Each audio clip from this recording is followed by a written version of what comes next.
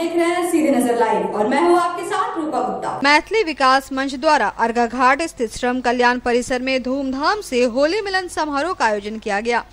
इस मौके पर यहां कलाकारों ने मैथिली भाषा में होली के गीत प्रस्तुत किए। साथ ही लोगों ने एक दूसरे को रंग गुलाल लगाकर होली की शुभकामना दी। मौके पर मंच के अध्यक्ष अजय चौधरी सहित शशि झा, पीताम्बर झा, बबलू राय, अजय झा, नीलम झा, वीणा झा, विभा झा सहित मैथिली समाज के कई लोग मौजूद थे।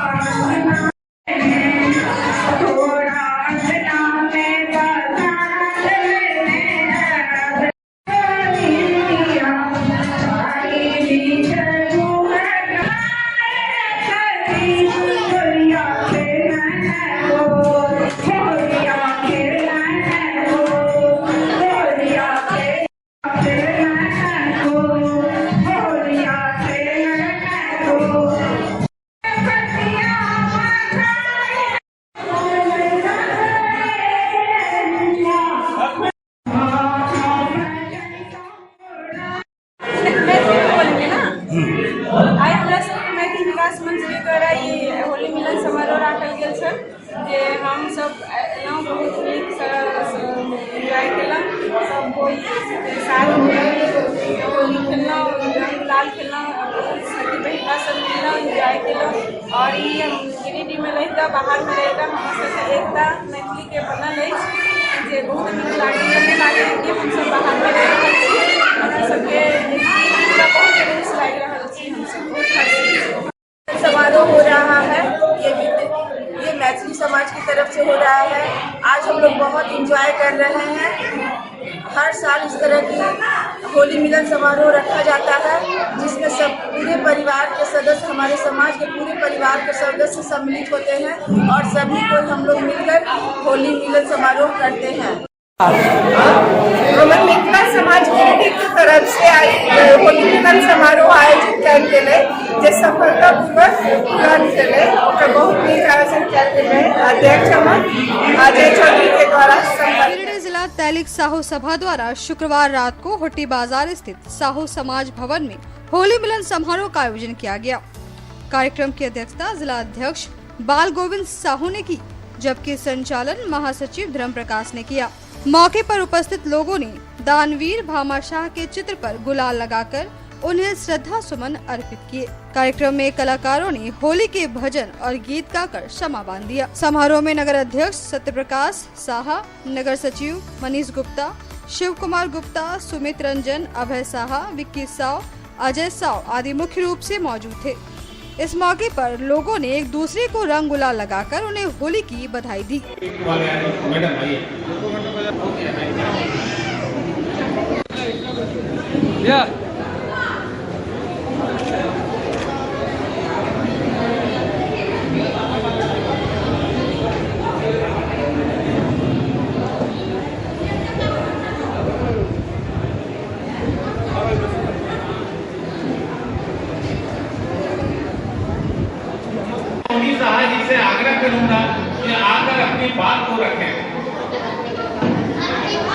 आज की शाम रखेंगे। बोलिए सच्चे दरबार की। आइए दुर्गा मैया का ये प्यारा सा भजन मातृ शक्ति को याद करते हुए माँ जगदम्बा के चरणों में खूब हर्ष हो रहा है, आनंद आ रहा है। आइए और सर्वप्रथम गाने से पहले कहता हूँ कि मुस्कुराए। आइए कुछ क्षणों के लिए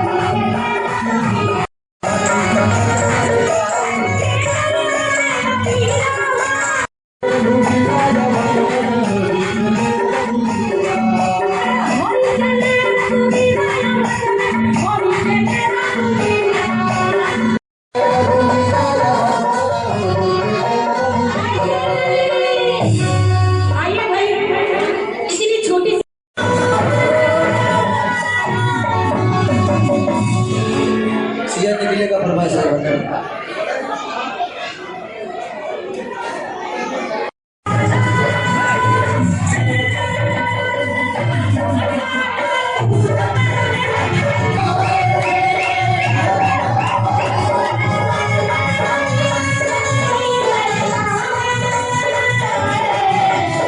समाप्त होते हुए वो भी दिए आ जाएंगे स्टेज पर। हमारी आवाज अगर पहुंच रही तो आप आगे की कोशिश करें। आइए। नस्बत जाग जाएगा, नस्बा तेरा जाग जाएगा, नस्बा तेरा जाग जाएगा। झूठी दुनिया से मन को हटा ले, वो झूठी दुनिया से मन को हटा ले। बस आज की शाम कुछ क्षणों के लिए इधर उधर से ध्यान हटा के मैया रानी के चरणों में ध्यान लगाना है। जब तक यह गाड़ी हो, जब तक दोनों पहिया नहीं दुरुस्त होगी, तब तक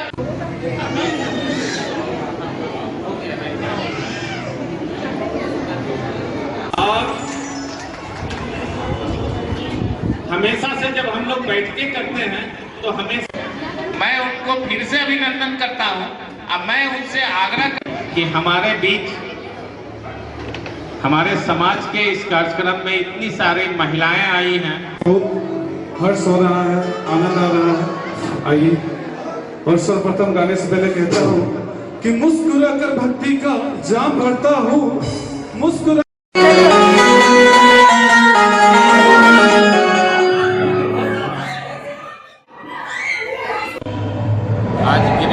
तैलिक साहू सभा की ओर से होली मिलन कार्यक्रम का आयोजन किया गया है। यह कार्यक्रम हमारा नगर कमेटी के द्वारा प्रायोजित है और इस कार्यक्रम में आज पूरे समाज के लोग, महिलाएं, बच्चे आज भाग ले रहे हैं और हम लोग इस समारोह में तमाम खुशियों को बांट रहे हैं और हम आज प्रण भी ले रहे हैं कि हमारा समाज प्रगति करे और हम अपने समाज के माध्यम से आम लोगों के लिए काम कर पाए, जन सेवा के लिए काम कर पाए। ये आज का हमारा समारोह का थीम है और तमाम लोग जो है इसी थीम पे आने वाले वर्षों में हमारा समाज काम करेगा। आज हम लोग तैलिक साहू सभा द्वारा होली मिलन समारोह का रखे, जिसका मुख्य श्रेय हमारे नगर कमेटी को जाता है। हमारे नगर अध्यक्ष ने बहुत आगे बढ़ चढ़कर जो योगदान दिया उसका हम बहुत सराहनीय करते हैं। और आज हमारे अपने गिरिडीह साहू समाज के तमाम महिलाएं, बच्चों को गुजार हैं होली मिलन समारोह में आकर हमारा जो मार्गदर्शन किया है, हमारा उत्साह वर्षण किया है। आगे आने वाले दिन में हम साहू समाज की तरफ से तमाम समाज के जो भी भलाई के काम होता है हम लोग करेंगे, तहे दिल से करेंगे और आगे भी करते रहेंगे। आज इस होली मिलन समारोह में हम चाहते हैं कि हमारे गिरिडीह साहू समाज के वासी सारा समय अच्छा तरीका से होली मनाए। ओबी में शनिवार को होली मिलन समारोह का आयोजन किया गया। इस मौके पर लोक गायकों ने एक से बढ़कर एक लोकगीतों की प्रस्तुति की, जिससे उपस्थित लोग होली की खुशी में झूम उठे। मौके पर मुखिया नकुल पासवान, शिक्षक अवधेश सिंह, योगेश कुमार पांडे, राजेंद्र पांडे, गणेश वर्मा, महेश वर्मा आदि मुख्य रूप से मौजूद थे। कार्यक्रम की अध्यक्षता मुखिया नकुल पासवान ने की, जबकि मंच संचालन योगेश कुमार पांडे ने किया।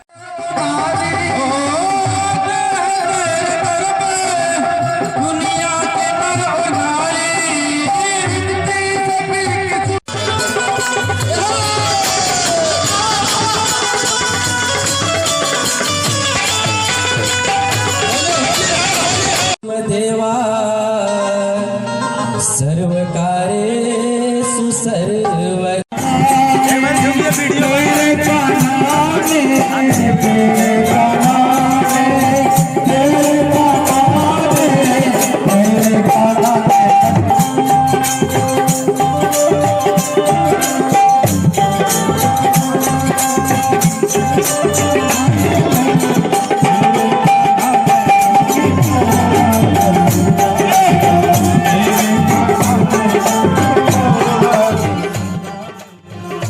फाउंडेशन और जन जन की आवाज़ के तत्व संयुक्त तत्वाधान में किया गया।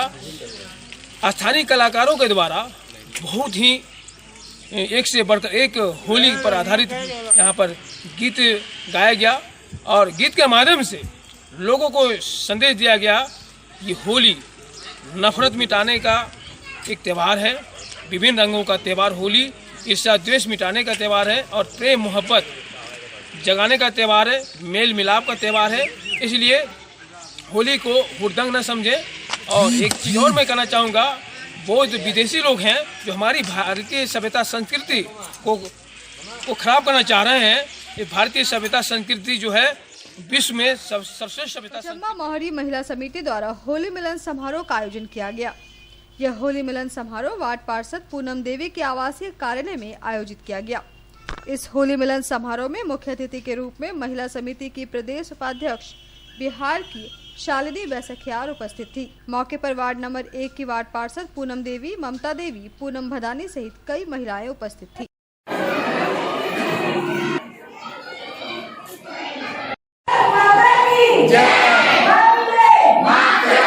सभी का बहुत आभार। आप सभी अपना कई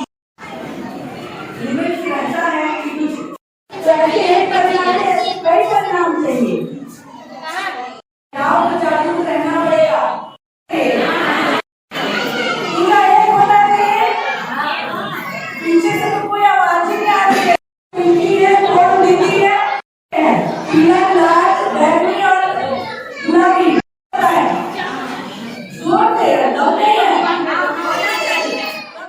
चंबा का बाहुरी वैश्य महिला समिति पर चंबा का ये होली मिलन समारोह है और ये हम सभी बहनें मिलकर करती है कि क्योंकि होली ही एक ऐसा त्यौहार है जब हम सब एक रंग में रंग जाते हैं, सारे भेदभाव मिट जाते हैं और यही पीले लाल गुलाबी हरे रंग में सब मिलकर खुशियाँ मनाते हैं, तरह तरह के पकवान खाते हैं और जो संदेश होली का वो तो है ही कि बुराई पर अच्छाई की जीत है। होली मिलन समारोह रखा दिया है। समाज की महिला समिति की सदस्य आए हुए हैं, समाज की महिला बच्चे सभी आए हुए हैं, सभी होली मिलजुल के मनाते हैं और हर्ष हो रहा है एक साथ एक दूसरे मिलन समारोह में शामिल। बस स्टैंड के समीप कौशल विकास केंद्र में शुक्रवार को तांती मरीक बुनकर समाज की ओर से होली मिलन समारोह का आयोजन किया गया।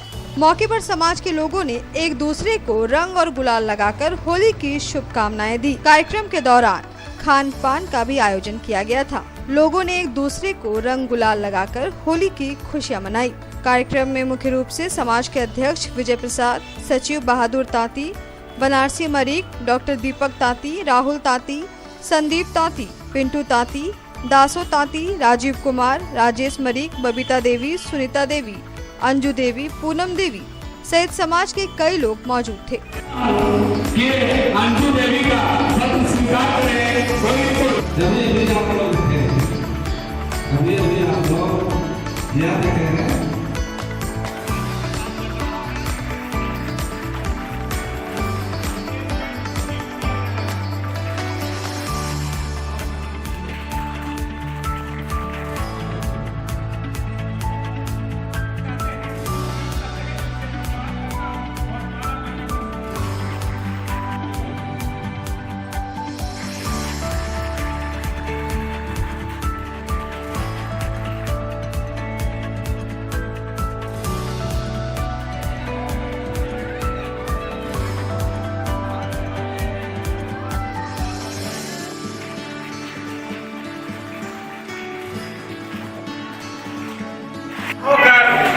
बस स्टैंड के बगल कौशल विकास केंद्र में एक छोटा सा होली मिलन का त्यौहार रखा, जिसमें हमारे तमाम समाज के लोगों ने यह निश्चय लिया और यह वादा किया कि जिस तरह आज मिलजुल कर होली का त्यौहार मना रहे हैं, उसी तरह जीवन भर अपने जाति और अपने समाज के लोगों के लिए हर कदम हर समय जब भी जरूरत पड़े उठ खड़ा होंगे। जय मरीक तांती समाज। सपनों में रख आस्था, कर्म तो किए जा, त्याग से ना डर, आलस का परित्याग किए जा। आप सोच रहे होंगे कि आज मैं कविता क्यों पढ़ रही हूँ, तो आपको बता दूं कि आज हम आपकी मुलाकात एक ऐसी शख्सियत से करवाने जा रहे हैं जिन्होंने अपनी काबिलियत से, अपने हुनर से, अपनी इच्छा शक्ति से साहित्य के क्षेत्र में और खास तौर पर शेरो शायरी के क्षेत्र में अपनी एक अलग ही पहचान बनाई है। हम बात कर रहे हैं गिरिडीह की बेटी जीनत शेख से। जीनत जी, सबसे पहले सीधी नजर लाइव में आपका बहुत बहुत स्वागत है। सभी दर्शकों को मेरा आदाब और नमस्ते। जीनत जी, सबसे पहले हमारे दर्शकों को अपने बारे में कुछ बताइए। मैं जीनत शेख, गिरिडीह की बेटी। मेरे पापा अब्दुल जलील मिर्जा गिरिडीह में senior advocate, senior criminal lawyer रहे, अभी भी हैं। और mummy Nasima Mirza government school में हेडमिस्ट्रेस रही, अब रिटायर हो गई हैं। मैंने अपनी स्कूलिंग कानल स्कूल गिरिडीह से की। उसके बाद कॉलेज भी आके महिला कॉलेज गिरिडीह से मैंने इंग्लिश लिटरेचर में ऑनर्स किया और उसके बाद मेरी शादी हो गई। अच्छा, तो मैं यही बताना चाहती हूँ कि लिखने का शौक तो मुझे बचपन से था। हाँ, मैं यही पूछना चाहती हूँ कि आपका लिखने का शुरुआत कहाँ से हुआ, कब हुआ? लिखने का शौक मुझे बचपन से ही था। स्कूल कॉलेज के दिनों से ही मैंने लिखना शुरू कर दिया था, लेकिन प्रॉपर जिसे कहते हैं कि छपना और लोगों की नजर में मैं पिछले 5 साल में आई। शादी के बाद जब बच्चे छोटे थे मैंने लिखना तकरीबन छोड़ दिया था, लेकिन फिर अपनी बड़ी बेटी के कहने पर मैंने दोबारा लिखना शुरू किया। और एक बार लिखना शुरू किया तो अखबार वगैरह में मेरी कविताएं, शेरो शायरी, गजलें छपी तो लोगों ने बहुत पसंद किया, बहुत सराहा। और उसके बाद फिर मैंने पीछे मुड़कर नहीं देखा। फिर मुझे बहुत सारे कवि सम्मेलन, मुशायरा, ओपन माइक वगैरह के ऑफर आने लगे। मैं उनमें जाने लगी और धीरे धीरे मेरी एक पहचान बन गई, मेरी खुद की एक पहचान बन गई। शायरा जीनत शेख के रूप में एक पहचान मेरी बन गई। जीनत जी, जैसे आप एक महिला हैं, शादीशुदा हैं, बच्चे भी हैं, तो कविता लिखने का टाइम आप कैसे निकालती हैं, कैसे टाइम मैनेजमेंट करती हैं, हमारे दर्शकों को बताइए। जब बच्चे छोटे थे तो वाकई वक्त नहीं मिलता था, लेकिन जब बच्चे बड़े हो गए, सब स्कूल कॉलेज जाने लगे, तो हस्बैंड भी ऑफिस चले जाते थे, तो फिर मैं तन्हा थोड़ी देर के लिए तन्हा हो जाती थी और थोड़ा सा गैप मिल जाता था शाम में या नाश्ता खाने के बीच में, थोड़ा जो गैप मिल जाता था, तो उसी वक्त मैं तन्हाई में सोचती थी और अपने ख्यालों को लफ्जों में ढालने लगी। यूँ कहा जाए कि खाली वक्त का आपने बहुत अच्छा उपयोग किया है। ये जो मेरा ख्वाब था बचपन से एक राइटर बनने का, एक लेखिका, एक कवित्री बनने का, वो मैंने पूरा किया लगन से। मैंने फिर पूरी मेहनत की, बहुत फिर से पढ़ना शुरू किया और फिर मुझे मेरी मेहनत का फल भी मिल गया है। आज मुझे लोग मेरी कविताओं को, मेरी शायरी को काफी पसंद कर रहे हैं। जीनत जी, ये बताइए कि किस विषय पे आप ज्यादा लिखती हैं, आपको किस विषय पे ज्यादा इंटरेस्ट है? यूँ तो मैं हर विषय पर लिखती हूँ, महिला हो या कोई भी विषय जो ज्वलंत विषय रहता लिखती हूँ, लेकिन मैंने देखा है कि लोग अक्सर जो है रूमानी कविताएं, शेरो शायरी, रोमांटिक ज्यादा पसंद करते हैं। तो मैं अक्सर पब्लिक प्लेटफॉर्म पर या कोई कार्यक्रम जिसमें पब्लिक रहती है, लोग रहते हैं, तो मैं रोमांटिक गजलें सुनाती हूँ, तो लोग बहुत पसंद करते हैं और वाहवाही देते हैं। तो कुछ हमारे दर्शकों को भी रोमांटिक कविता सुनाइए। जी जरूर। तुम जब जिधर गए, तुम जब जिधर गए हो तो हम भी उधर गए। तुम जब जिधर गए हो तो हम भी उधर गए।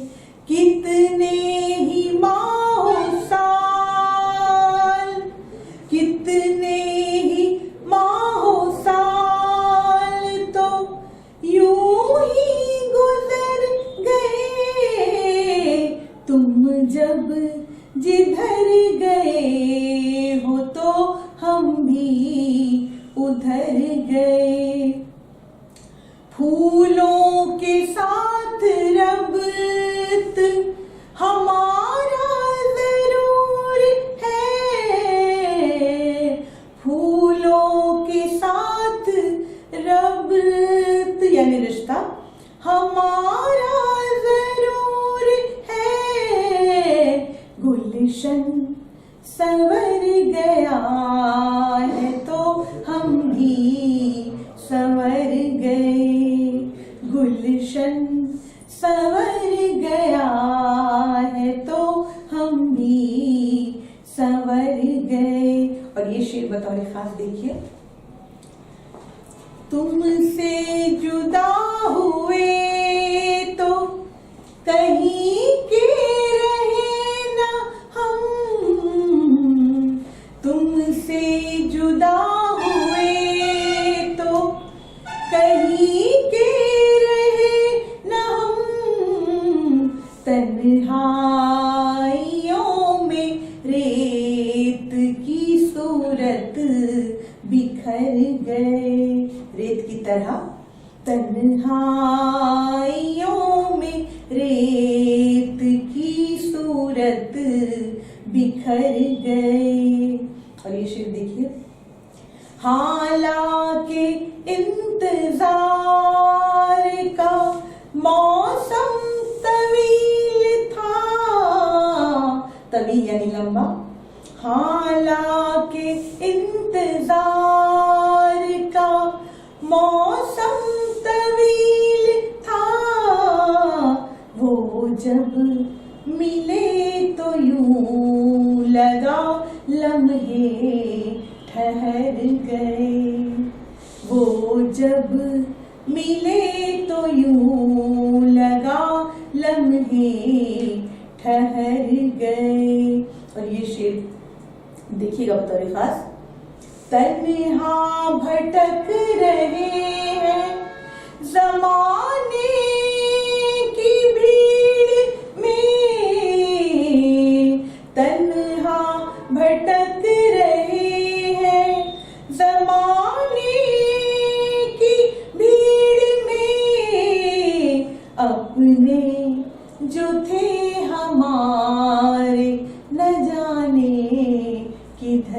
गए, अपने जो थे हमारे न जाने किधर गए। और ये आखिरी शेर, जीनत बहुत तवील थी राहे अदब मगर हम वाले हाना इस के सफर से गुजर गए। तुम जब जिधर गए हो तो हम भी उधर गए। कितने ही माह साल तो यूं ही गुजर गए। तुम जब वाह जीनत जी, आपने बहुत अच्छा सुनाया। हमें लगता है कि हमारे दर्शकों को ये बहुत पसंद आया होगा। जीनत जी, अपने परिवार के बारे में कुछ बताइए कि आपके परिवार में कौन कौन है? जी जरूर। मेरे परिवार में मम्मी पापा के बारे में तो मैंने बता दिया। मेरा एक ही भाई है जो सॉफ्टवेयर इंजीनियर है IBM में, और शादी हो गई। तो मेरे हस्बैंड पुलिस ऑफिसर है, पुलिस इंस्पेक्टर है पटना में। और मेरे 3 बच्चे हैं, 2 बेटियां और 1 बेटा। तो मेरी बड़ी बेटी नालंदा मेडिकल कॉलेज पटना में MBBS सेकेंड ईयर की स्टूडेंट है। छोटी बेटी पटना विमेंस कॉलेज में BA पाठन की स्टूडेंट है, और बेटा अभी 10th में। जीनत जी, शादी से पहले भी आप शेरो शायरी करती थी? जी जी जी। तो शादी के बाद भी आपने कंटिन्यू रखा? जी जी। तो कुछ बदलाव आया शादी से पहले और शादी के बाद के शेरो शायरी में? शायर हमेशा बहुत रोमांटिक रहते हैं, तो कोई बदलाव नहीं आया। कोई बदलाव नहीं आया, बल्कि और रोमांटिक हो गया। बढ़ गया जी। तो कुछ रोमांटिक और कुछ हमें सुनाइए। जरूर जरूर। जो आप अक्सर अपने हस्बैंड के लिए गाती होंगी, सुनाती होंगी। जरूर जरूर जरूर जरूर। मेरी हस्ती का पता मुझको बताने वाले, मेरे अश्कों के निशान सारे मिटाने वाले, जब से आए हो मेरी दुनिया में ऐ जाने वफा, जब से आए हो मेरी दुनिया में ऐ जाने वफा, डर नहीं जुल्म करे लाख जमाने वाले। अब मेरी गजलों में आया है नया रंगे सुखन, अब मेरी गजलों में आया है नया रंगे सुखन, अब मेरी गजलों में आया है नया रंगे सुखन। कद्र करने लगे गालिब के घराने वाले, कद्र करने लगे गालिब के घराने वाले। रब्त सब खत्म हुए रंजिशे बेजा के सबब, रंजिशे बेजा यानी बिन बात की बात, कोई बात नहीं, बड़ी बात नहीं, छोटी बात, रिश्ते खत्म हो जाते हैं छोटी छोटी बातों में। रब्त सब खत्म हुए रंजिशे बेजा के सबब, रब्त सब खत्म हुए रंजिशे बेजा के सबब। लौट कर आए नहीं रूठ के जाने वाले, लौट कर आए नहीं रूठ के जाने वाले। और ये आखिरी शेर, गुनगुनाएंगे मेरी गजलों को तन्हाई में, गुनगुनाएंगे मेरी गजलों को तन्हाई में। याद रखेंगे मुझे अगले जमाने वाले, याद रखेंगे मुझे अगले जमाने वाले। मेरी हस्ती का पता मुझको बताने वाले, मेरे अश्कों के निशान सारे मिटाने वाले। जिन्नत जी, हमें ऐसा लगता है इतनी अच्छी शायरी सुनकर आपके हस्बैंड आपसे कभी नाराज ही नहीं होते होंगे। खैर अच्छा बताइए हमारे दर्शकों को, अगर वो आपका शेरो शायरी सुनना चाहे तो किस माध्यम से सुन सकते हैं? अगर दर्शक मेरी शेर शायरी सुनना चाहते हैं तो YouTube पर मेरा एक चैनल है जीनत शेख के नाम से, जिसमें मेरी गजलें हैं। और इसके अलावा भी YouTube पर जीनत शेख टाइप करने पर दूसरे चैनल में भी जो मेरी गजलें डाली हैं, जो मेरे इंटरव्यूज डाले हैं, वो आप आराम से देख सकते हैं। तो सुन रहे हैं ना दर्शक, जीनत शेख के नाम पे आप टाइप कीजिए YouTube पे जाके, वहाँ इनकी शेरो शायरी आपको देखने को और सुनने को मिल जाएगी। जीनत जी, जैसा आपको पता है कि कोरोना से देश के हाल बहुत खराब हो रहे हैं, तो इसके बारे में आपने कुछ लिखा है कोरोना के बारे में? जी, कोरोना पर मैंने एक गजल लिखी, सुनाइए। सुनाना चाहती हूँ। रोज अब आग पे चलना होगा, रोज अब आग पे चलना होगा, इसी माहौल में पलना होगा, इसी माहौल में पलना होगा, रास्ता तुमको बदलना होगा, रास्ता तुमको बदलना होगा, वरना कांटों पे ही चलना होगा। कुछ दिखाई नहीं देता है यहाँ, कुछ दिखाई नहीं देता है यहाँ, दश्ते जुल्मत से निकलना होगा, हम अगर हौसला बरदार रहे, हम अगर हौसला बरदार रहे, चढ़ते सूरज को भी ढलना होगा, चढ़ते सूरज को भी ढलना होगा, धुंध में गुम हुआ मंजिल का सुराग, धुंध में गुम हुआ मंजिल का सुराग, अब हमें हाथ ही मलना होगा, अब हमें हाथ ही मलना होगा। और ये कोरोना पर स्पेशल शेर है। सैरे गुलशन की इजाजत नहीं अब, सैरे गुलशन की इजाजत नहीं अब, घर में ही तुमको टहलना होगा, घर में ही तुमको टहलना होगा, उसकी फुरकत में तुम्हें अब ज़ीनत झूठे वादों से बहलना होगा, रोज अब आग पे चलना होगा, इसी माहौल में पलना होगा। जी, जीनत ने बहुत सही कहा, इसी आग में पलना होगा, घर में ही टहलना होगा, तभी आप कोरोना से बच सकते हैं। चलिए अब जीनत से आगे की बात करते हैं। जीनत जी, हमारे देश में बहुत सारी महिलाएं हैं जो बहुत कुछ करना चाहती है लेकिन कुछ कारण से नहीं कर पाती हैं, उसके बारे में आप कुछ कहना चाहेंगी? जरूर कहना चाहूंगी। बहुत सारी महिलाएं, लड़कियां जिनके अंदर बहुत सारा टैलेंट रहता है लेकिन वो दब के रह जाता है क्योंकि वो हिम्मत नहीं कर पाती है।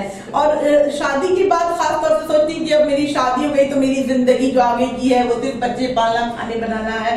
तो ऐसी बात नहीं है। एक बार आप हिम्मत करके देखिए, जो आपके अंदर टैलेंट है उसका कम से कम जिक्र कीजिए, अपनी ख्वाहिश जाहिर कीजिए अपने हस्बैंड के पास, अपने बच्चों के पास, और बोलिए कि मैं ये करना चाहती हूँ। और खुद भी लगन, मेहनत, अपना जज्बा दिखाइए कि आप एक बार फिर वो चीज करना चाहती हैं। तो इंशाल्लाह जरूर आपके लोग आपका साथ देंगे, सभी लोग आपका साथ देंगे। सबसे जरूरी आपके अंदर कॉन्फिडेंस होना चाहिए, हिम्मत होनी चाहिए दोबारा से फिर शुरुआत करने की। और जो लड़कियां जिनकी शादी नहीं, वो तो जरूर जो भी टैलेंट उनके अंदर है तो वो उसे दबाए ना, मतलब निखारे उसे, और हिम्मत करे और उसको और निखारे। सबके अंदर कोई ना कोई टैलेंट होता है। जी बिल्कुल, सबके अंदर टैलेंट होता है, बस उसको निखारने की आवश्यकता होती है। जीना जी, इस पे महिलाओं पे आप कुछ सुनाइए। जी जरूर। जिसे कहते हैं औरत वो तो नेमत आसमानी है, कभी सीता, कभी मरियम, कभी झांसी की रानी है। सहर हो शाम हो, खुशबू ही खुशबू इससे है घर में, कभी बेला, कभी जूही, कभी ये रात रानी है। बहुत अच्छा जीनत जी। जीनत जी, हमने सुना है कि आपको कुकिंग का भी बहुत शौक है, तो ये शौक आपको कहाँ से आया? इसके बारे में कुछ हमारे दर्शकों को बताइए। कुकिंग के बारे में तो ये नहीं कहूंगी कि बचपन से शौक था। ये शौक शुरू पहले तो सिर्फ पढ़ने लिखने का शौक था। जब रिश्ता लगा, जब शादी मंगनी वगैरह हुई, उसके बाद से शौक पैदा हुआ कि अपने हस्बैंड को अच्छा अच्छा खिलाना है। तो पहले यूट्यूब वगैरह नहीं था, तो मैगजीन से मैंने रेसिपीज कॉपी की, और उसके बाद वाकई मेहनत से मैंने कुकिंग सीखना शुरू की। शादी की शुरुआत में उतना नहीं आता था, तो सास के साथ मिलकर, सबके साथ, नंद वगैरह के साथ मिलकर मैंने सीखा, और फिर अपनी मेहनत और लगन से मैं अच्छा बनाने लगी। सब लोग तारीफ करने लगे तो पता चला कि मैं अच्छी कुक बन गई, सबको मेरा खाना पसंद आने लगा। तो फिर मेरे बच्चों ने कहा कि मम्मी जब आप इतना अच्छा बना रही है, सबको आपको पसंद आ रहा, तो आप YouTube पर भी अपना एक कुकिंग चैनल शुरू कीजिए। तो आपने कुकिंग चैनल स्टार्ट किया YouTube पे? जी। किस नाम से है वो? इसके बारे में हमारे दर्शकों को बताइए। जायके की खुशबू के नाम से मेरा कुकिंग चैनल है, जिसमें veg, non veg, snacks, dessert, बहुत सारी 50 से भी ज्यादा बहुत सारी रेसिपीज आपको मिल जाएगी। बहुत अच्छी तरह से आप देख सकते हैं, सीख सकते हैं। तो हमारे सारे दर्शकों को बताना चाहेंगे कि अगर आप अच्छा खाना बनाना चाहते हैं तो YouTube पे जाइए और जायके की खुशबू सर्च कीजिए, वहाँ आपको कई सारी रेसिपीज मिल जाएगी। जीनत जी, और आप कुछ हमें सुनाइए। जरूर, कुछ बेहतर, कुछ अच्छा जी, हमारे दर्शकों को। हाँ, जैसे आपका बहुत अच्छा लग रहा है, कुछ हमारे दर्शक भी आगे सुने। हाँ जरूर जरूर, मैं जरूर अभी सुना रही हूँ। इश्क की धूप में हम तो जलते रहे, इश्क की धूप में हम तो जलते रहे, आबले पड़ गए फिर भी चलते रहे, एक चरागे मोहब्बत जला था कहीं, एक चरागे मोहब्बत जला था कहीं, शम्मा की तरह हम भी पिघलते रहे, शम्मा की तरह हम भी पिघलते रहे। और ये देखिए, बेहिजाबाना महफिल में वो आ गए, बेहिजाबाना महफिल में वो आ गए, और दीवानों के अरमा मचलते रहे, और दीवानों के अरमा मचलते रहे। और ये सब साबित में से पहले, तंग हाली में पूरे नहीं हो सके, तंग हाली में पूरे नहीं हो सके, ख्वाब मुफलिस की आंखों में पलते रहे, ख्वाब मुफलिस की आंखों में पलते रहे, सादगी ही हमारी सबब बन गई, सादगी ही हमारी सबब बन गई, मेरे अपने ही सब मुझको छलते रहे, मेरे अपने ही सब मुझको छलते रहे,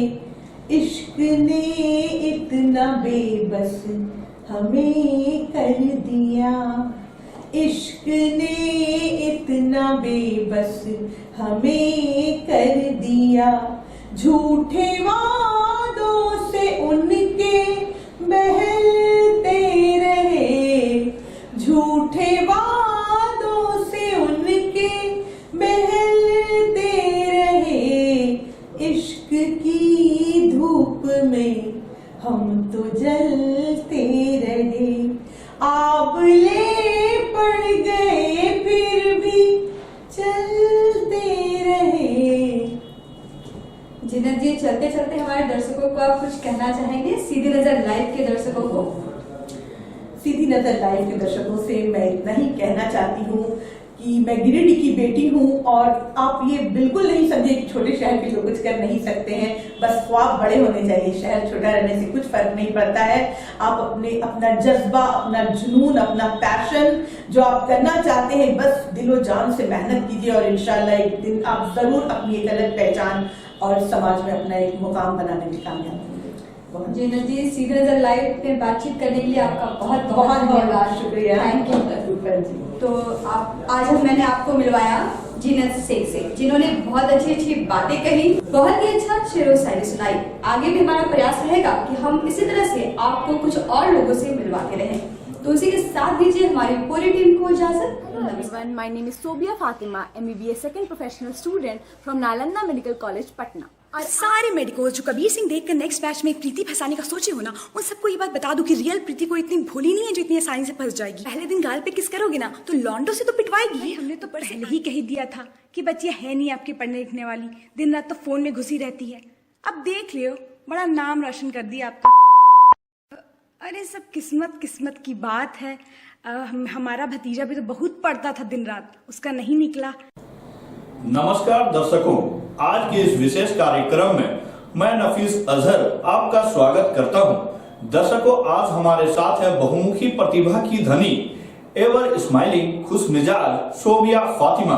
नालंदा मेडिकल कॉलेज से डॉक्टरी की पढ़ाई कर रही सोबिया न सिर्फ एक होनहार स्टूडेंट है, बल्कि एक उम्दा एक्टर, डांसर, सिंगर, कुक और इन सबों से इतर एक पॉपुलर यूट्यूबर भी है जिनके हजारों फॉलोवर हैं। तो आइए आपको मिलवाते हैं सोबिया फातिमा से। सोबिया जी, आपका सीधी नजर लाइव में स्वागत है। बहुत बहुत शुक्रिया, बहुत अच्छा लगा यहाँ आकर आपके साथ बात करके। संक्षिप्त में आप अपना इंट्रोडक्शन लोगों को दें। तो हेलो एवरीवन, मेरा नाम सोबिया फातिमा है। मैं सेकेंड ईयर मेडिकल की स्टूडेंट हूँ, MBBS कर रही हूँ नालंदा मेडिकल कॉलेज पटना से। और मैंने लॉकडाउन में अपना एक यूट्यूब चैनल भी शुरू किया जिसका नाम मेरा ही है सोबिया फातिमा, और उसमें 45,000 प्लस सब्सक्राइबर्स है मेरे। मैंने 2018 में नीट क्लियर किया था और फिर मेडिकल कॉलेज में मैं अभी 3rd ईयर में जाने वाली हूँ। सोबिया जी, मेडिकल जो स्टूडेंट करते हैं उनके लिए कुछ और कर पाना बहुत मुश्किल होता है, तो आप जो है हर क्षेत्र में बहुत अच्छा परफॉर्मेंस दे रही हैं, तो इसकी खास वजह क्या है?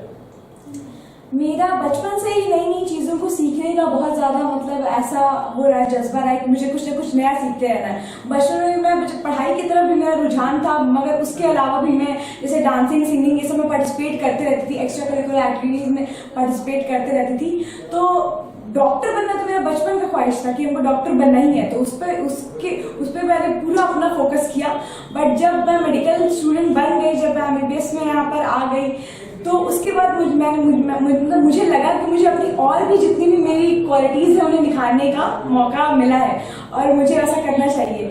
तो मैं हर चीज़ में ट्राई करती हूँ टाइम अपना बांट कर चलूँ। जैसे पढ़ाई पर भी मैं अपना टाइम उतना ही देती हूँ, फिर मैं थोड़ा सा टाइम निकाल लेती हूँ बाकी की चीज़ों के लिए भी, जैसे यूट्यूब के लिए। जैसे मैंने नीट क्रैक किया तो मैं चाहती थी कि मेरे जैसे जितने भी लोग जो नीट एस्पायरेंट हैं उन्हें पता चले कि क्या क्या चीज़ें ध्यान में रखनी है जिनसे वो नीट क्रैक कर सके। तो मैंने इसके लिए भी अपना टाइम स्लॉट अलग कर लिया, अपना टाइम बांट दिया कि अच्छा इस टाइम में मुझे पढ़ाई करनी है, इस टाइम मुझे ये करना है, ताकि मेरा मतलब वक्त मैनेज हो पाए।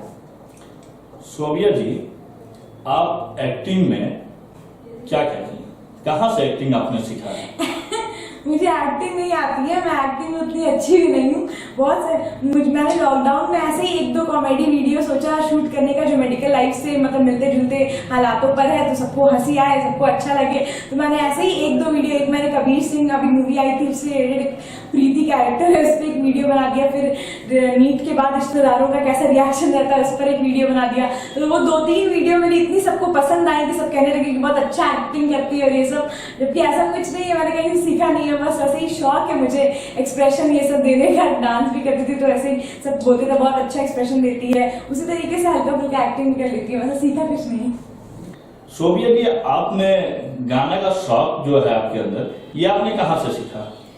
गाना का तो उतनी सुरीली मेरी आवाज़ नहीं है, मगर मेरी अम्मी बहुत अच्छा गाती थी, मतलब अभी भी गाती हैं, तो उनसे हेरिडिटरी हल्का फुल्का मुझे जो आया है। तो स्कूल ये सब में सब मुझे बहुत इंकरेज करते थे कि सिंगिंग में पार्टिसिपेट करो। तो जैसा कि मैंने पहले आपको बताया कि मुझे हर चीज़ में भाग लेने का बहुत शौक रहा बचपन से। पढ़ाई तो अपनी जगह है, उसके अलावा भी बहुत चीज़ें, उससे वही सब बाद में याद रह जाती है। पढ़ाई नहीं याद रहता, लेकिन बाकी चीज़ें हमने क्या जिंदगी में की वही सब याद रह जाती है ज़्यादा। तो इसीलिए मैं सॉन्ग में भी पार्टिसिपेट करती थी, सॉन्ग कॉम्पिटिशन हो गया, कुछ एनुअल फंक्शन हो गया, उसमें ऐसे ही कॉलेज आके भी मैं गाना जितना हो सके वैसे ही, मतलब उतनी अच्छी आवाज़ नहीं है मेरे गाने में, बट लोग अप्रिशिएट करते हैं तो अच्छा लगता है कि हाँ अच्छा गाती हो। तो मैंने वो भी कहीं से नहीं सीखा, बस अम्मी की जीन्स आई है मुझे भी। भाई हमने तो पहले ही कह दिया था कि बच्चियां है नहीं आपके पढ़ने लिखने वाली, दिन रात तो फोन में घुसी रहती है। अब देख लियो, बड़ा नाम रोशन कर दिया आपका। अरे सब किस्मत की बात है। हमारा भतीजा भी तो बहुत पढ़ता था दिन रात, उसका नहीं निकला, इनका निकल गया। अब पढ़ने लिखने से थोड़ी होता है, किस्मत की बात है सब। इस बार लग रहा है पेपर में बहुत आसान था, नहीं? बड़े बुजुर्ग जब जिंदगी में कुछ अच्छा करते हैं ना, उसी का फल मिलता है बच्चा लोग को कि हो जाता है। सब लोग अच्छा किए होंगे तो इसका भी हो गया, यही सब है और क्या है। पढ़ना लिखना तो सब होते रहता है, सब ऊपर वाले की कृपा है कि तुम्हारा हो गया, चलो अच्छा है। लगता है बहुत पाठ पूजा दुआ ये सब की थी नहीं परीक्षा से पहले।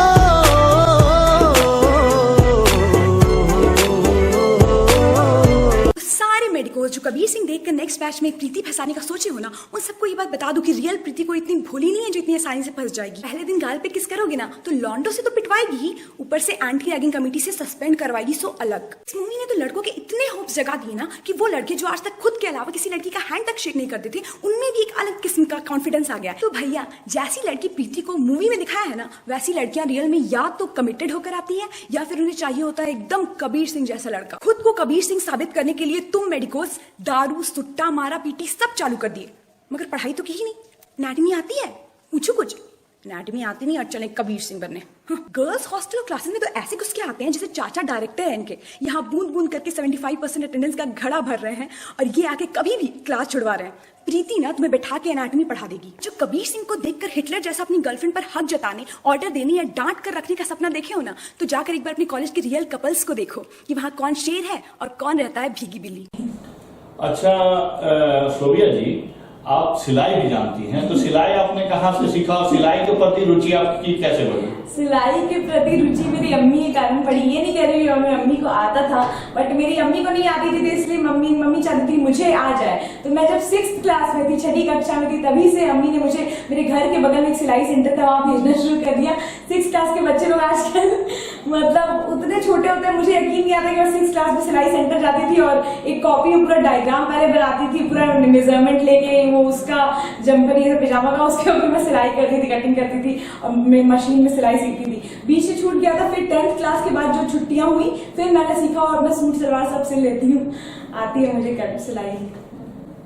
शोभिया जी, आप हमारे दर्शकों को ये बताइए कि अगर कोई मेडिकल की तैयारी गिरिडीह के बच्चे करना चाहें तो वो कितने देर पढ़े और किस तरह से अपनी तैयारी करे? तो क्योंकि गिरिडीह थोड़ा छोटा शहर है तो उसमें बहुत से बच्चों को दिक्कत होती है, तो बहुत लोग कोटा चले जाते हैं, बहुत लोग दूसरी जगह चले जाते हैं। मुझे ऐसा था कि मैं पटना में थी, तो पटना में मेरे हिसाब से फैसिलिटीज थी कि मैं तैयारी कर पाई। गिरिडीह में जो लोग हैं उन्हें दिक्कत होती है, तो उसके लिए मुझे बस यही कहना है कि अपना 100% दो। अगर 11th-12th में आप सब हैं तो आपको बहुत फोकस करना है कि आप 11th को निगलेक्ट नहीं करें और 11th को बहुत अच्छे से पढ़ें, क्योंकि 12th में आपको 11th पढ़ने का टाइम नहीं मिलेगा। उसके अलावा हर दिन 7 से 8 घंटा सेल्फ स्टडी तो बहुत जरूरी है। सही बुक का चयन भी बहुत जरूरी है। आप जहां भी जो टीचर से भी पढ़ रहे हो, टीचर्स का गाइडेंस हमेशा इंपॉर्टेंट रहता है, वो सबसे फर्स्ट प्रायोरिटी है कि अच्छे टीचर्स के गाइडेंस में आप रहें और वो जो बुक्स बताएं उन्हीं को फॉलो करें। एक से ज्यादा बुक बनाने का कोई जरूरत नहीं है और ज्यादा से ज्यादा क्वेश्चन प्रैक्टिस करें। नीट गाइड हो गई फिजिक्स के लिए और केमिस्ट्री के लिए, और बायो के लिए एनसीईआरटी के फिंगर टिप्स, ये सब हो गया। उसके अलावा सिर्फ एनसीईआरटी बायो में एनसीईआरटी अच्छे से याद करें, तो ये सब चीज बहुत जरूरी है। और अगर आप नहीं जा सकते कोटा, तो कम से कम कोटा का या तो डिस्टेंस लर्निंग या तो टेस्ट सीरीज ज्वाइन कर लें, या आकाश का या गोल का, जिसका भी टेस्ट सीरीज ज्वाइन करना बहुत इंपॉर्टेंट है, क्योंकि जितना टेस्ट दीजिएगा उतना आपको इम्प्रूवमेंट अपने आप में दिखेगा। शोभिया जी, आप मेडिकल के साथ साथ एक्टिंग, डांस, सिंगिंग और सिलाई का शौक रखी, तो इन सब में आपके जो मार्गदर्शक हैं वो कौन है? अच्छा, आपको कुकिंग का भी शौक है, तो आपके मार्गदर्शक कौन है? मेरी मार्गदर्शक तो मेरी अम्मी है मेरे हिसाब से, मतलब, और मेरे अब्बू भी हैं। मेरे अब्बू ऑलराउंडर थे अपने टाइम में भी, वो स्पोर्ट्स में बहुत अच्छे थे, तो वो बाकी सब में भी अच्छे थे लेकिन स्पोर्ट्स में कुछ ज्यादा अच्छे थे। तो स्पोर्ट्स में मैं उतनी अच्छी नहीं हूँ, बट हाँ स्कूल में मैं जैसे रिले रेस में फर्स्ट प्राइज मुझे आया था, बट उतनी अच्छी नहीं हूँ जितने मेरे अब्बू थे। बट अम्मी, हाँ, अम्मी से मैंने बहुत कुछ मतलब सीखा है। और भी बहुत लोग हैं, कहीं ना कहीं से बहुत लोग इंस्पायर करते हैं हमें। हमारे टीचर्स हो गए, हमारे खुद के बैचमेट्स हो गए, फ्रेंड्स हो गए। इंस्पिरेशन कहीं से भी इंसान ले सकता है। मुझे खुद में इतना शौक है अलग अलग चीजें सीखने का, और मैं जो चीज में लग जाती हूँ उसे मैं एक्सेल करना चाहती हूँ। जैसे मुझे बचपन में स्केचिंग करने का शौक था, पेंटिंग करने का, मुझे अभी कुछ साल से पेंटिंग करने का शौक चढ़ा है, तो मैं बहुत ज्यादा पेंटिंग भी करती हूँ। मेरी अम्मी बहुत अच्छा खाना बनाती है, तो उनसे मुझे कुकिंग भी सीखने का मौका मिला। तो मैं हर चीज सीखने की कोशिश में रहती हूँ, तो इंस्पिरेशन मुझे हर जगह से मिलते रहती है।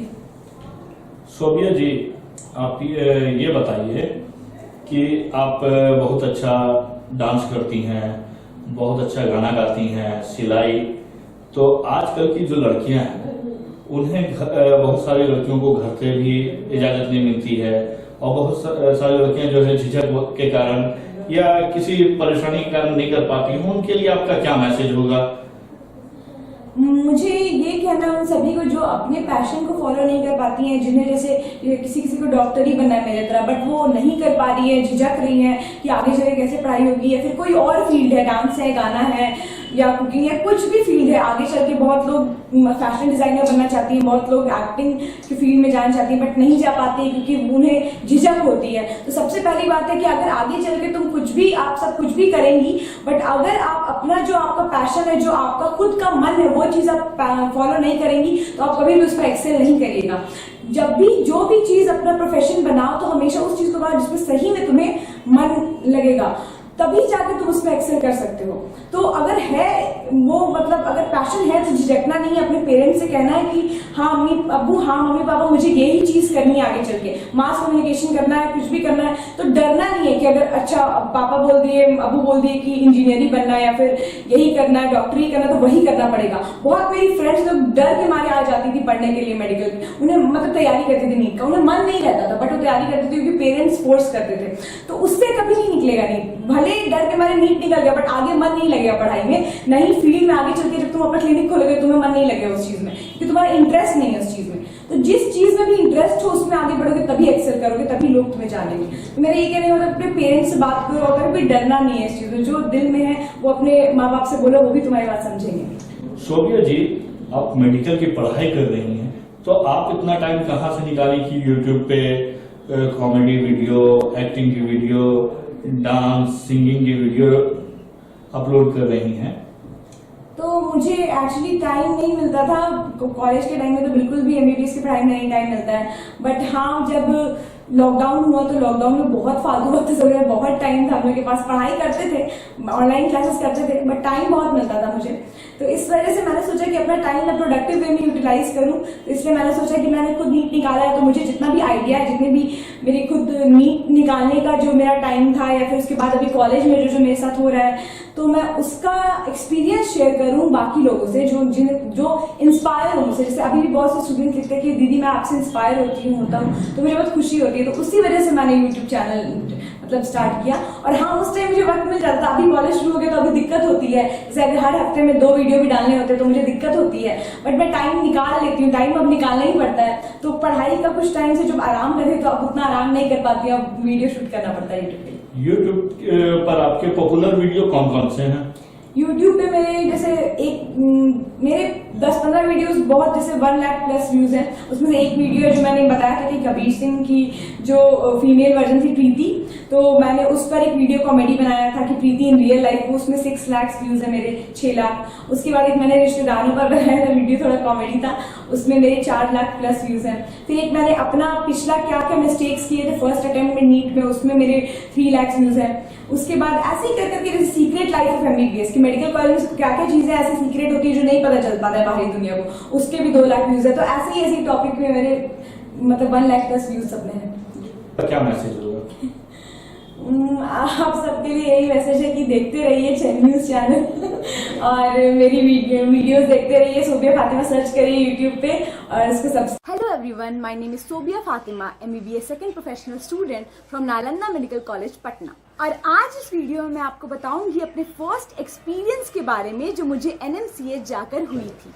कॉलेज जाने से पहले तो मुझे बहुत सारे लोगों ने बहुत सी हिदायतें दी थी, बहुत ज़्यादा खौफजदा हो गई थी मैं कि पता नहीं जाकर क्या होगा। बहुत लोगों ने बता दिया था कि डेड बॉडीज़ होती हैं, लोग बेहोश हो जाते हैं, तुम तो ऐसे ही कमज़ोर हो।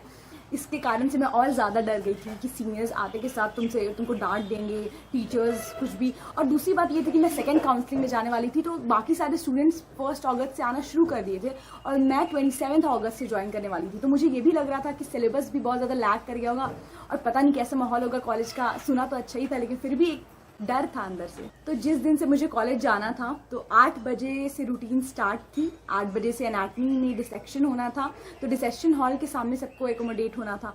और क्योंकि मेरा घर भी पटना में ही था तो 30 to 40 मिनट्स का रास्ता था। तो फर्स्ट ईयर में मैं डे स्कॉलर ही थी, तो मैं बहुत सुबह घर से निकल गई थी और आई गेस 7:30 बजे तक मैं 7:30 तक पहुंच गई थी डिसेक्शन हॉल के सामने। उस टाइम तक गेट भी नहीं खुला हुआ था डिसेक्शन हॉल का, तो मैं 7:30 बजे ही पहुंच गई। तो मुझे कोई सीनियर्स भी नहीं मिले थे। मैं इंटर की कॉलेज और फिर अपनी कॉलेज बिल्डिंग को देखा। It was like a dream come true. मुझे कॉलेज बिल्डिंग को ही देखकर इतना अच्छा लग गया कि मैं फाइनली मुझे एक मेडिकल कॉलेज मिल गया है। उसके बाद मैंने सारे डिपार्टमेंट्स चेक किए, उसके बाद जाके मैंने पता लगाया कि डिसेक्शन हॉल किधर है। फिर मैं डिसेक्शन हॉल के बाहर जाके वेट करने लगी बाकी स्टूडेंट्स का कि बाकी लोग भी आएंगे। अब धीरे धीरे बहुत देर तक मैं वेट की, तो उसके बाद 8 बजे तक अप्रॉक्स 8 बजे तक बाकी लड़कियां भी आना शुरू हो गई। अब बाकी लड़कियां तो पहले से इस कॉलेज में थी, तो बहुत सारी लड़कियां, मुझे फील हो रहा था कि मैं ही न्यू स्टूडेंट हूँ, तो बाकी सबका अपना अपना फ्रेंड सर्कल से सब बात कर रही थी, तो मुझे थोड़ा सा और अजीब लग रहा था। तो मैं ट्राई कर रही थी तो हल्का फुल्का बात करने का, पता करने का कि क्या क्या हो रहा है कॉलेज में। उसके बाद डाइसेक्शन हॉल खुल गया। डाइसेक्शन हॉल खुल गया, जितने भी स्टूडेंट्स तब तक आए थे सब डाइसेक्शन हॉल में गए। वहाँ जाने के बाद मैंने देखा कि ढेर सारे टेबल्स एक तरफ हैं, लाइन से ढेर सारे टेबल्स हैं, पतले पतले टेबल्स हैं। मुझे समझ में नहीं आया वो क्यों थे।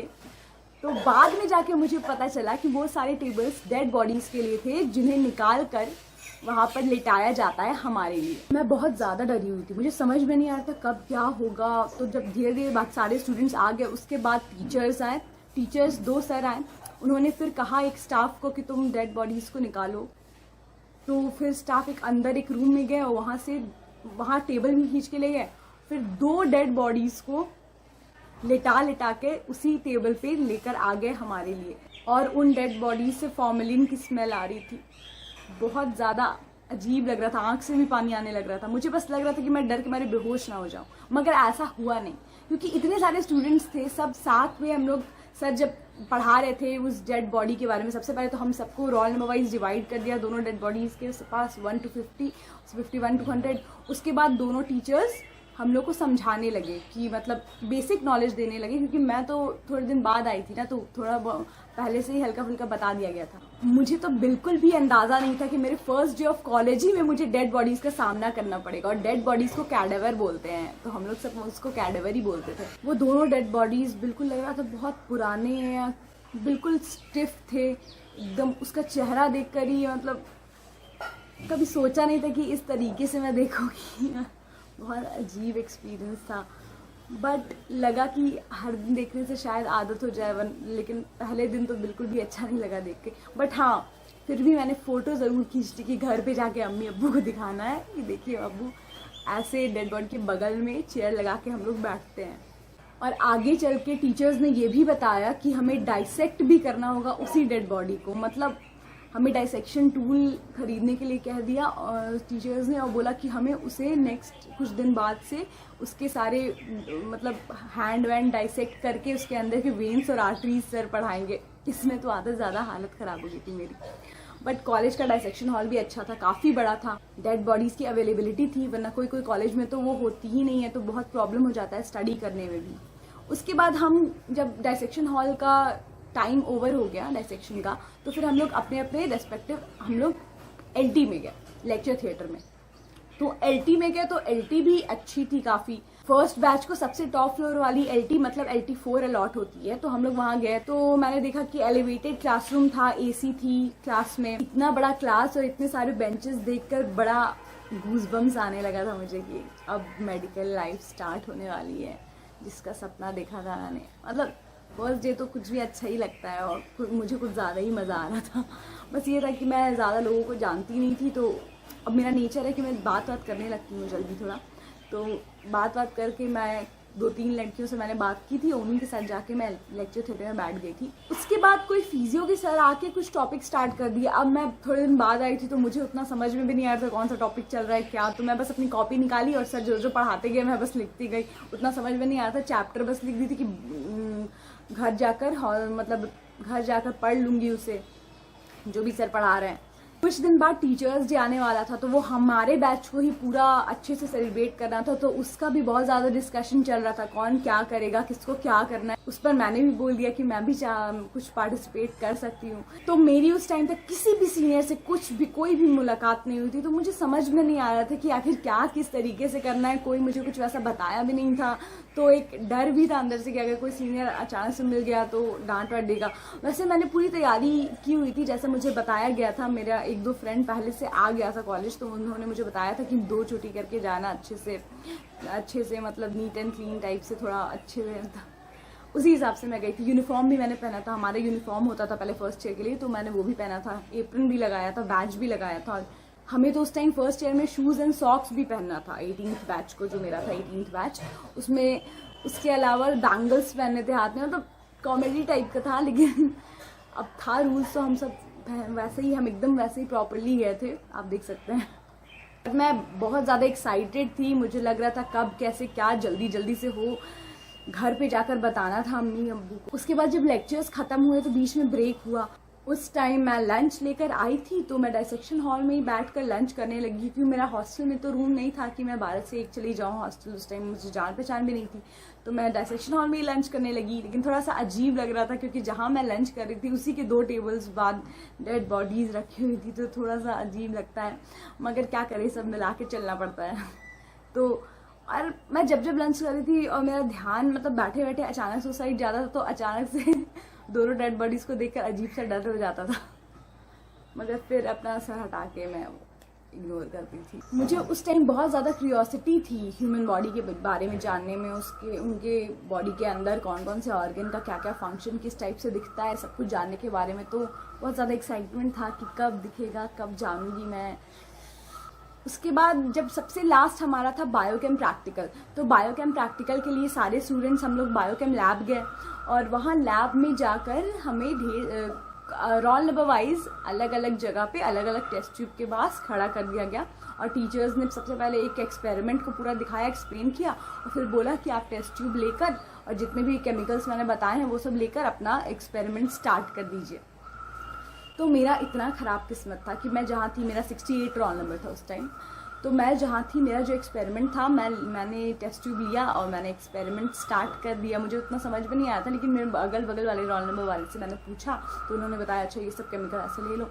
तो उस टाइम मैं जब टेस्ट ट्यूब पकड़ी हुई थी और कुछ केमिकल डाल रही थी, पता नहीं मैं मतलब मुझे डर लग रहा था या मैं नर्वस थी या क्या ऐसा बात था, अचानक से टेस्ट ट्यूब पकड़े मैं केमिकल डालने ही वाली थी कि मेरे हाथ से टेस्ट ट्यूब गिर गया और टेस्ट ट्यूब गिर गया और टेस्ट ट्यूब टूट गया और आवाज़ आई और मैं इतनी ज़्यादा डर गई। मुझे लगा कि पता नहीं अब क्या होगा, कोई लैब असिस्टेंट सुन लिया, कोई टीचर सुन लिए, मगर खैर करिए कि किसी ने नहीं सुना था। तो जल्दी से मेरे फ्रेंड से कहा कि जल्दी से तुम पैर से टेबल के अंदर तो मैंने वही किया और मैं बच गई। उस टाइम के लिए 1 सेकंड के लिए मेरा हार्ट बीट रुक गया था। उसके बाद 3:30 से 4 बजे तक हमारा पूरा क्लास ओवर हो गया हमारे रूटीन के हिसाब से।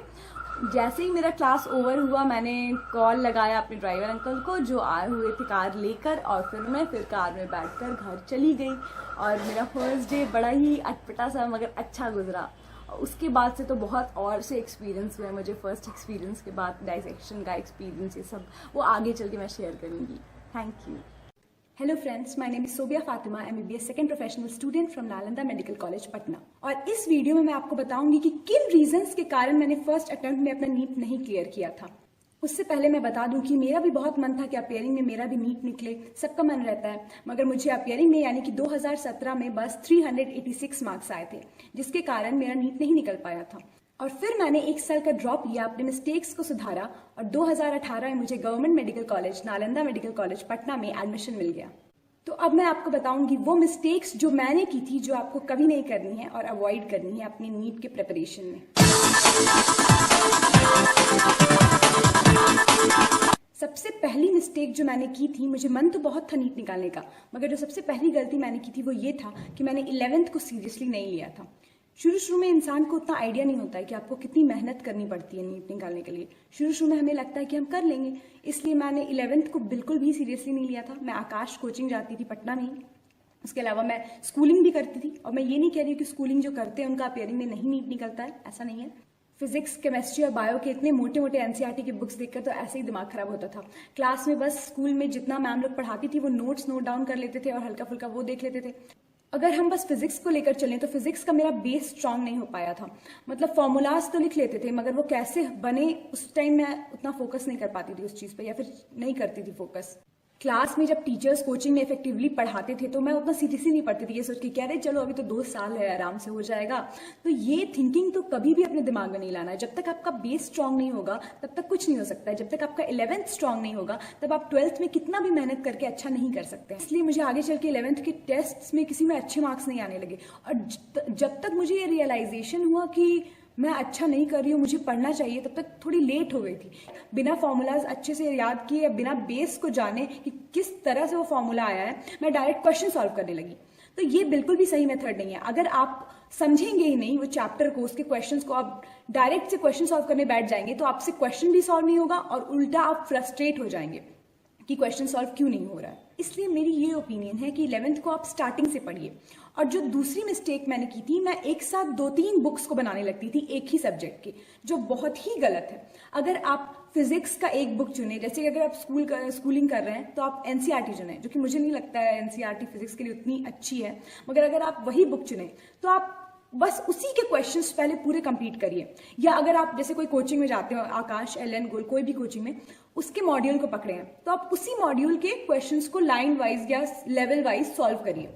ऐसा नहीं कि आज NCERT का बुक कर लिया, कल मॉड्यूल बना लिया 1-2 क्वेश्चन, फिर पैनिक होके कि अच्छा नहीं ये चैप्टर भी पढ़ लेते हैं, ये चैप्टर भी पढ़ लेते हैं, थोड़ा थोड़ा सारा चैप्टर पढ़ लिए ऊपर से, और जो आपका बेस है और जो आपका मेन मकसद है याद करने का वो चैप्टर, वो पूरा हो ही नहीं पाया। इसलिए मेरी मानो तो कोई एक बुक पकड़ो, DC Pandey, HC Verma, physics में जो चाहे, और सिर्फ उसी को बनाओ। जब वो पूरा कंप्लीट हो जाए, उसके सारे क्वेश्चंस तुम्हारे दिमाग में एकदम अच्छे से फिट हो जाए, तब सोचो कि अच्छा कोई और बुक बना सकते हैं। तीसरी मिस्टेक जो मैंने की थी वो ये था कि मैं ऑर्गेनिक केमिस्ट्री को हमेशा से लाइटली लिया था। मैंने 11th में ऑर्गेनिक केमिस्ट्री पे बिल्कुल ध्यान नहीं दिया था, जिसकी वजह से जब मैं 12th में थोड़ा पढ़ना चाहिए तो मुझे समझ ही में नहीं आने लगे। वो क्यों हुआ? क्योंकि ऑर्गेनिक केमिस्ट्री की स्टार्टिंग 11th से ही होती है, तो 11th में जितना भी उसके चैप्टर्स है अगर आप उनसे अच्छी तरीके से वाकिफ नहीं है तो 12th के चैप्टर्स डायरेक्ट पढ़ने से आपको कोई फायदा नहीं होगा, दिमाग में कुछ भी नहीं जाएगा। तो मेरी ये आपको सलाह है कि आप 11th में ही अच्छे से पढ़ें पूरा ऑर्गेनिक केमिस्ट्री, थोड़ा थोड़ा ही पढ़ें, रुक रुक कर ही पढ़ें, मगर 11th में आप जैसे जैसे टीचर्स आपको पढ़ाते जा रहे हैं आप पढ़ते जाएं, वरना आगे चल के बहुत प्रॉब्लम होती है। बायो में मैंने जो गलती की थी वो ये था कि मैंने एनसीईआरटी पर ध्यान नहीं दिया था। पता नहीं मुझे क्यों ऐसा दिमाग में आया था कि अगर मैं मॉड्यूल पढ़ लूंगी कोचिंग का तो उसमें तो एनसीईआरटी का भी दिया हुआ है, एक्स्ट्रा भी दिया हुआ है, तो मेरे लिए दोनों तरह से फायदा हो जाएगा। मोस्ट ऑफ द स्टूडेंट तो यही सोचते हैं कि अच्छा चलो मॉड्यूल में ज्यादा भी दिया है, 2 बार कौन 2 बुक पढ़े, यही सोचते हैं, मगर वो बहुत ही रॉन्ग प्रोसीजर था, वो पूरा सीक्वेंस ही गलत था मेरा। मॉड्यूल पढ़ने के चक्कर में इतना मोटा मॉड्यूल होता था कि एक चैप्टर पढ़ने में ही मुझे 1 से 2 दिन लग जाते थे और पूरा का पूरा टाइम वेस्ट हो जाता था, और एग्जाम में फिर जब मैं पढ़ने जाती थी तो सब भूल जाती थी। तो ये बहुत ही गलत है। बायो में सबसे पहले तो मुझे लगता है एनसीईआरटी सबसे पहले पूरी कंप्लीट करनी चाहिए। 11th में हो तो पूरा एनसीईआरटी 11th का पढ़ लो, 12th में हो तो पूरा एनसीईआरटी 12th का पढ़ लो, तब जाके मेरे हिसाब से ऑब्जेक्टिव सॉल्व करो और उसमें कुछ क्वेश्चंस लगे कि आउट ऑफ एनसीईआरटी है, तब आप कोई मॉड्यूल का हेल्प ले सकते हो। मगर अगर आप नए 11th में आए और ये सोच रहे हो कि अरे मैं तो निकाल लूंगा एकदम नीट पूरा मॉड्यूल सॉल्व करके, तो वो मेरे हिसाब से बहुत गलत है, क्योंकि मैं खुद उस चीज को फेस कर चुकी हूँ, उन प्रॉब्लम से गुजर चुकी हूँ। मुझे पता है कि कैसा लगता है जब आपका नीट नहीं क्रैक होता है, इसलिए मैं आपको बता रही हूँ। जब मैं 11th को बिल्कुल सीरियसली नहीं लिया था मैंने, लेकिन जब मैं 12th में गई थी तो मुझे ऐसा फील होने लगा था कि अब टाइम कम बचा है तो अब मुझे पढ़ना है। बट उस टाइम मेरे दिमाग में कोई ऐसी स्ट्रैटेजी थी ही नहीं कि मैं 1 साल में दोनों 11th 12th के सिलेबस को कैसे कवर करूंगी। मैं जब 12th पढ़ना चाहती थी तो मुझे लगता था कि 11th छूट रहा है, जब मैं 11th पे फोकस करना चाहती थी तो मुझे लगता था कि 12th के सिलेबस छूट रहे हैं, बोर्ड्स भी देना है। इसलिए मेरे दिमाग में ना खिचड़ी बन गई थी एक तरह से, जिसकी वजह से मुझे बहुत प्रॉब्लम हुआ और जिसकी वजह से मेरा अपियरिंग में कम मार्क्स भी आया। तो मेरे हिसाब से हमें 11th में भी उतना ही ध्यान देना चाहिए, और जब हम 12th में आए तो 12th में जैसे जैसे टीचर्स हमें चैप्टर्स पढ़ा रहे हैं उसी हिसाब से हम रेगुलर रहें, पढ़ते रहें चैप्टर्स, क्वेश्चन सॉल्व करते रहें टीचर्स के, और बीच में 1 महीने में जैसे 1 हफ्ता हम 11th को दे दें। 11th का जो चैप्टर हमें बिल्कुल भी रिवाइज्ड नहीं है, या फिर कोई ऐसा 12th का चैप्टर जिसके लिए 11th के बेस की जरूरत है, उसके लिए हम 1 महीने में 1 हफ्ता 11th के लिए निकाल दें, रख लें और उस टाइम 11th को पढ़ें। एक सब्जेक्ट की एक प्रॉपर बुक रखें अपने पास, चाहे वो मॉड्यूल हो, एनसीईआरटी हो, कोई भी बुक हो, और उसी को प्रैक्टिस करते रहें, क्वेश्चन प्रैक्टिस करते रहें। तो मैं 11th से इतनी परेशान हो गई थी कि मैंने 11th छोड़ ही दिया। फिर मुझे लगा कि मुझे बस 12th पे कंसंट्रेट करना चाहिए, तो मैं 12th के सारे चैप्टर्स बनाने लगी। तो फिजिक्स के मेरे 12th के चैप्टर्स बहुत इंप्रूव हो गए, बहुत अच्छे हो गए। मैं कोचिंग के क्वेश्चंस भी सॉल्व करती थी, सब कुछ। एंड आई थिंक जनवरी तक मेरा 12th बहुत अच्छा हो गया था, फिजिक्स हो, फिजिकल केमिस्ट्री हो या बायो हो। मगर उस टाइम मुझे रियलाइज हुआ कि 11th का फिजिक्स तो मेरा बहुत ज्यादा खराब है, और 11th की फिजिक्स से भी बहुत क्वेश्चंस आते हैं नीट में, तो अब क्या करना है। पैनिक कर गई मैं उस टाइम। तो मैंने क्या किया, जैन हाफ से मैं बिल्कुल ही 12th को छोड़ दिया मैंने। तो मैंने जैन हाफ से लेके फेब एंड तक सिर्फ 11th पढ़ा। अब आप समझ ही सकते हैं मैं किस तरह से 11th पढ़ती होंगी। समझ में तो मुझे आता नहीं था, तो मैं बस क्वेश्चन सॉल्व करने लगी। बेस मेरा स्ट्रांग था नहीं, तो कोई क्वेश्चन नहीं बनता था, सॉल्यूशन देखती थी फिर बनाती थी। बहुत ज्यादा टेंशन में आ गई थी। जब इंसान टेंशन में होता है तो उससे और ज्यादा सॉल्व नहीं होता, उसको और ज्यादा डर लगने लगता है, दिमाग में प्रेशर भी होता है कि अरे मुझे तो नीट निकालना है। उस चक्कर में मैंने बोर्ड्स पर भी उतना ध्यान नहीं दिया था। तो जब मेरा नीट का टाइम पास आने लगा था तो इतना तो मुझे पता चल ही गया था कि मेरी इस बार की प्रिपरेशन अच्छी नहीं है। तो मैं एंड मोमेंट में सिर्फ बायो पढ़ने लगी थी, कम से कम कुछ मार्क्स मुझे बायो से आ जाएं। तो जब मैंने नीट दिया तो उस टाइम मुझे ऐसा लगा था कि मैंने 500 मार्क्स तक के क्वेश्चन अटेम्प्ट किए थे, जिसमें कि मुझे लगा था कि अच्छा तो फिर उसी के आसपास आएगा 400 समथिंग में। मगर बाद में मैंने ये रियलाइज किया कि मैंने इतनी ज्यादा नेगेटिव मार्किंग कर दी थी जिसके कारण मुझे 386 आया। तो जब मैंने नेक्स्ट टाइम तैयारी करनी शुरू की तो अपनी सारी गलतियों को कैसे सुधारना है उस पर फोकस किया, और यही रीजन था कि मैंने सेकेंड अटेम्प्ट में अपना नीट क्लियर कर लिया। Thank you guys. I hope कि आपको मेरी गलतियों से कुछ सीख मिली होगी, और मैं अपने नेक्स्ट वीडियो में आपको बताऊंगी कि मैंने जो 1 साल का ड्रॉप लिया था उसमें कैसे प्रेपरेशन किया था। तो अगर आपको मेरी ये वीडियो जरा सा भी हेल्पफुल लगी तो इसे लाइक करिए, कमेंट में अपने व्यूज बताइए, और अगर आप मेरे चैनल पे नए हैं तो सब्सक्राइब जरूर करिएगा। मैंने अपने पहले वीडियोस में बताया है कि एग्जामिनेशन हॉल में क्या क्या मिस्टेक्स करने से बचना है, तो उसे भी जरूर देखिएगा क्योंकि वो भी बहुत इंपॉर्टेंट है। लिंक मैंने डिस्क्रिप्शन में डाल दी है। Thank you.